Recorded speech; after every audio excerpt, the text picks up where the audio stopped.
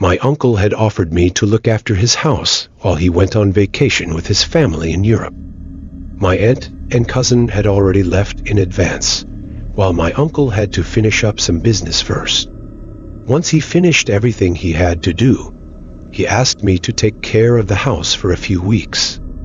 He knew how much I wanted to live alone, so he offered me this opportunity to experience it for the first time. He forbid me from inviting any friends over or hanging out in the yard too much.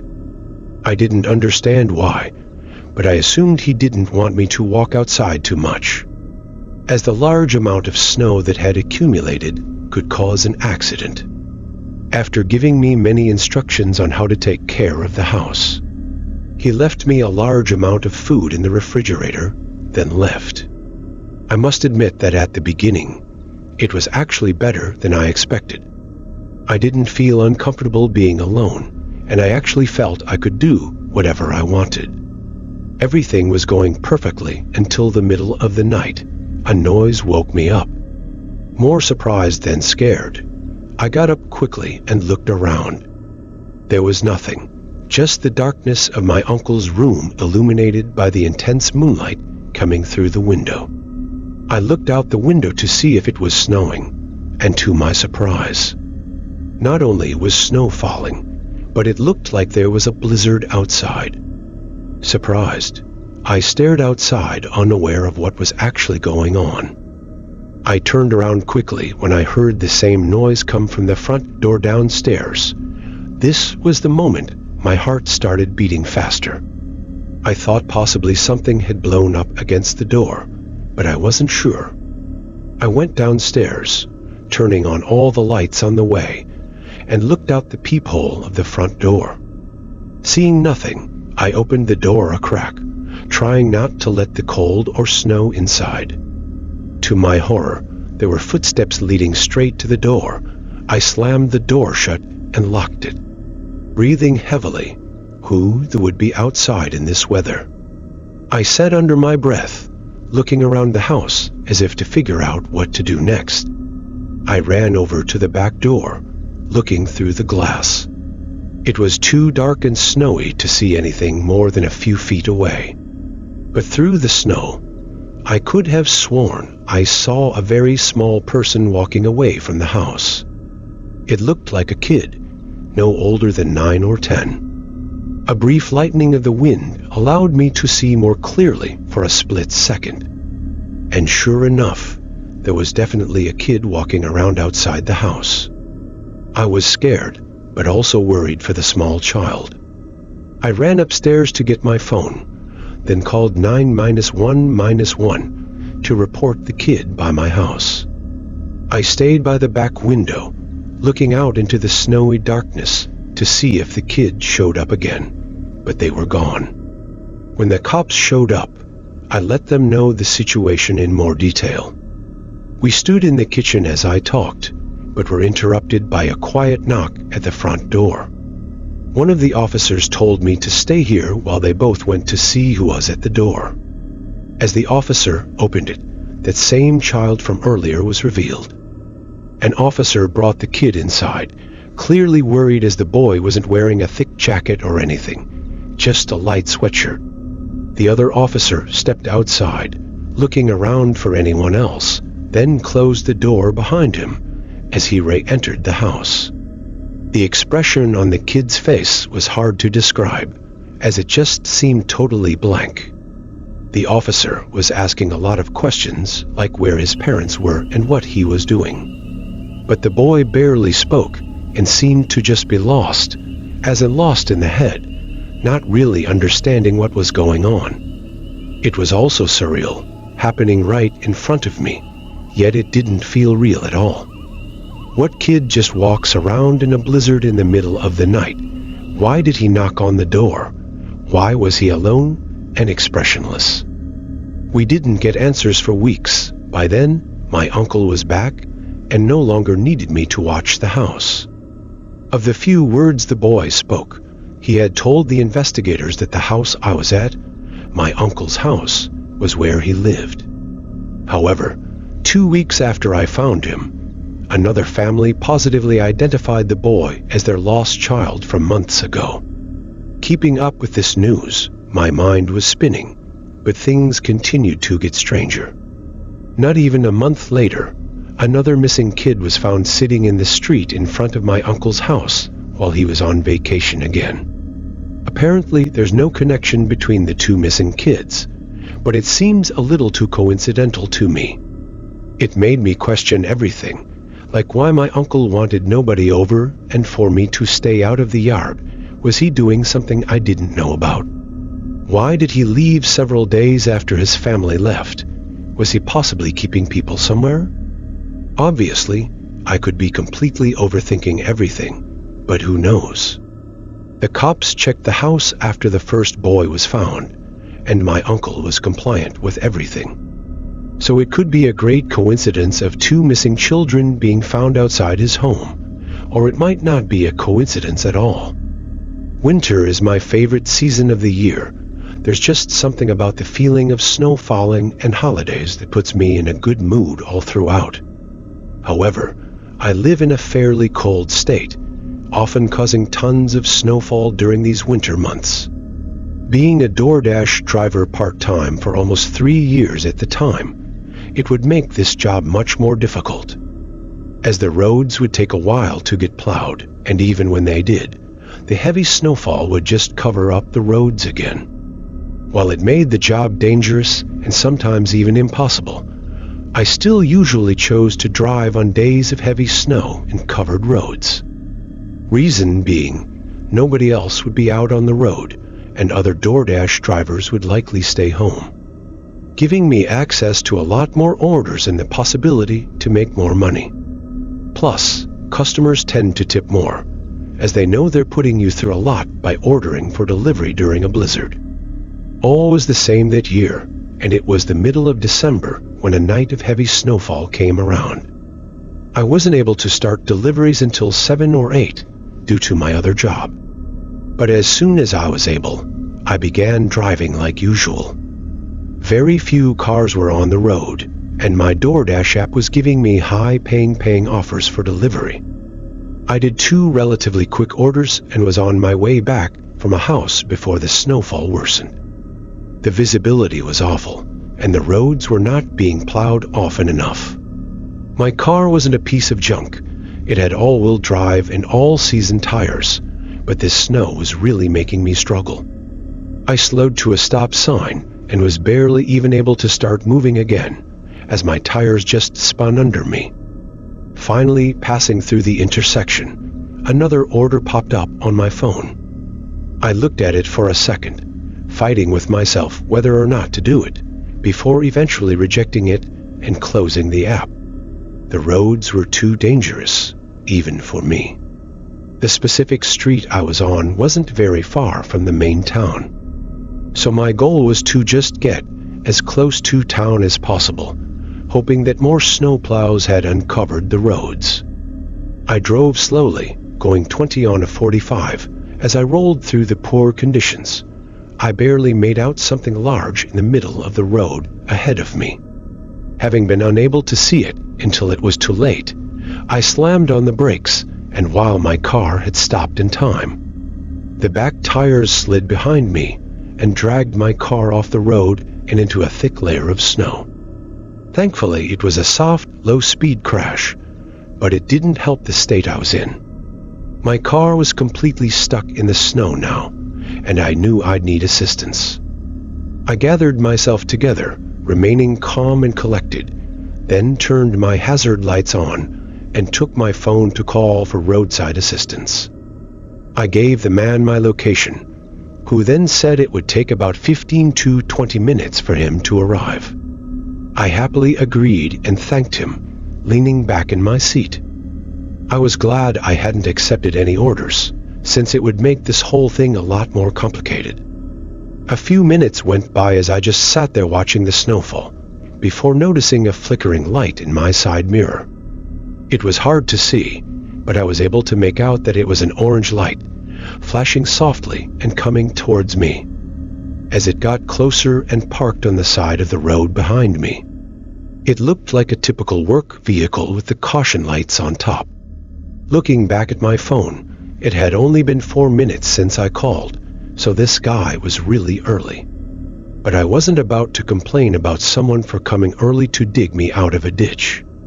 After waiting in my car for another couple of minutes, I heard a door slam shut behind me and saw a man walking toward my window.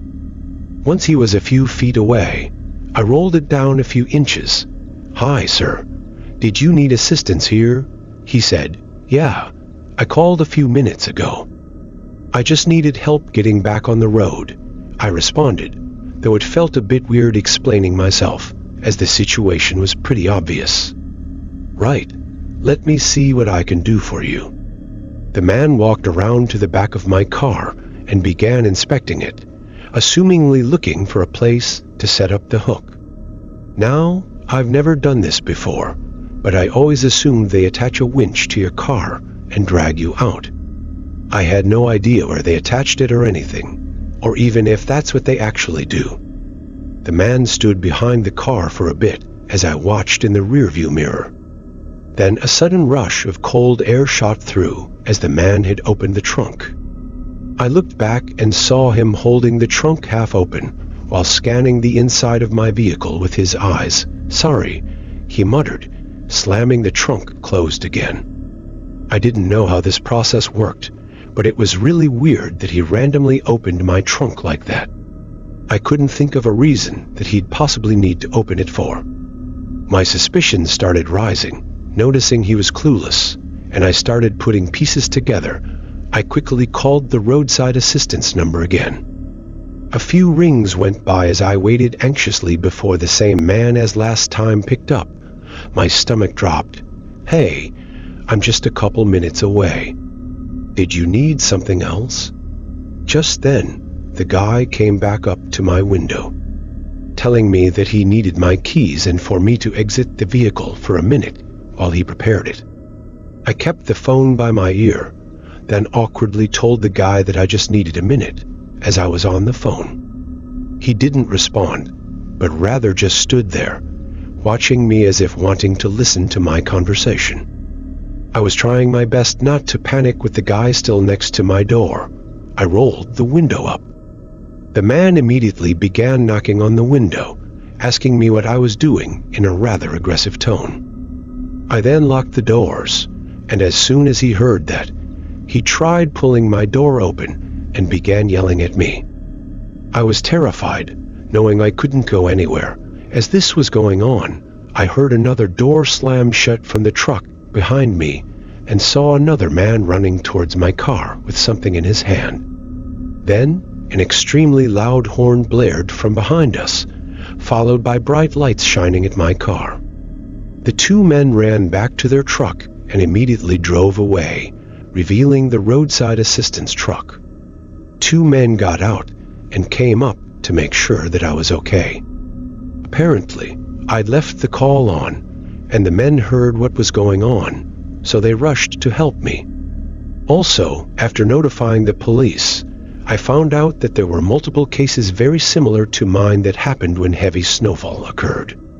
The men supposedly drive around looking for people that are stuck, then steal their cars and rob them while pretending to be roadside assistants. I wouldn't even doubt if they were the ones that put that large object in the street that caused me to swerve and slide off the road. I'm lucky for the way the events played out though, and I don't think I'll ever drive in bad conditions again. My family and I would go up north to go ice fishing when I was younger. My parents had friends that owned some cabins in pretty much the middle of nowhere. There was a small gas station about a mile away, but after that, it would take about 20 to 30 minutes to see anything else. On our way up, snow was starting to fall, and I just wanted to get settled in and play some games. It was an 8-hour drive to get where we were going, and it would be around PM when we finally arrived. It was January, so the sun was starting to set already, and I was pretty tired. We pulled into our cabin's parking lot and started to unload. The cabins had smart locks, so all we had to do was get the code and enter it in. Then it would give you the key to unlock the door. I grabbed my backpack and suitcase and went to enter the code, but I noticed there were already tracks leading up to the door. I told my dad, and he said it was probably the cleaning person or something. I took his word for it and went to open the door. Walking inside, I saw a bit of water on the floor. Again, I assumed it was from the cleaning lady. Other than that, though, it looked fine and just how I remembered. I went to my room that I'd always stay in and started to unpack. But when I went to close the blinds on the window, I saw tracks again. It looked like they were coming from the woods and up towards our house, and judging by the snowfall, they had to be fresh. I told my dad, and he said he would check it out. By the time we got everything unloaded, though, the snowfall had gone from sprinkling to almost blizzard-like. My dad said if anyone was out there, they're definitely not anymore if they're smart. He made SpaghettiOs for me and my mom, and we watched a movie. Then I went off to bed. I was awoken a few hours later to a thumping on the wall, and it sounded like it was coming from outside my window. I tried to go back to sleep, but it happened a few more times. And at this point, I wasn't even scared, but more annoyed, really. I got up and checked outside the window and saw nothing. The snow had let up a bit, so it was easier to see. I noticed the tracks again, though, almost in the same place they were the first time, coming from the woods. I made sure the windows were locked before going back to bed, as I couldn't really do anything about it anyway. The next day, I told my dad, and he seemed skeptical. We went out there together, and sure enough, there were human footsteps leading from the woods to our cabin. Right up to my bedroom window, then to the front door, and then back to the woods. We've been here before, and we know that besides the cabin, there is nothing for miles. And no one ever really camps in the woods, especially during winter. My dad called up his friends and told them about it, but still, no one could really do anything. After a few hours, though, they brought over some mini cameras that you plug into the wall, and then you could see a live feed of your home. We set them up inside to make us feel safer. It was a hassle, but better safe than sorry. We left for the lake a few hours later, with my mom constantly checking the cameras and making sure nobody else was inside the cabin. When we arrived at the spot, we all left our phones in the car while we fished for some time. When we got back to the car, though, my mom had a ton of notifications about the camera sensing movement. My dad immediately called his friend to go check the cabin or call the police. His friend stayed on the line while he went inside the house with some type of gun. After a few minutes of silence, he said nothing was there. I know he should have waited for the police, but my dad's friends are just a different breed. He called the police anyway and explained the situation. We didn't get any video proof, though, because the cheap cameras only showed live feed and didn't actually save footage. We stayed with my dad's friend the next few nights, but kept the camera up in the cabin. Sure enough, on the day we were leaving, it sensed movement again. My dad and his friend rushed over there, but again, nothing was inside. But this time, there were tracks leading from the woods to the cabin, the same tracks I saw on the first and second day. My dad thought about following the tracks, but my mom urged him not to. It's a bit eerie to think that someone could have been inside while we were sleeping or watching us from the windows during the day. Nothing ever came of it, though, thank God, but it was still one of the creepiest experiences in my life. The next few times we went up there, we stayed in a different cabin, and nothing happened. My dad's friend said they never found out what was going on there, and I guess the person stopped coming after we left.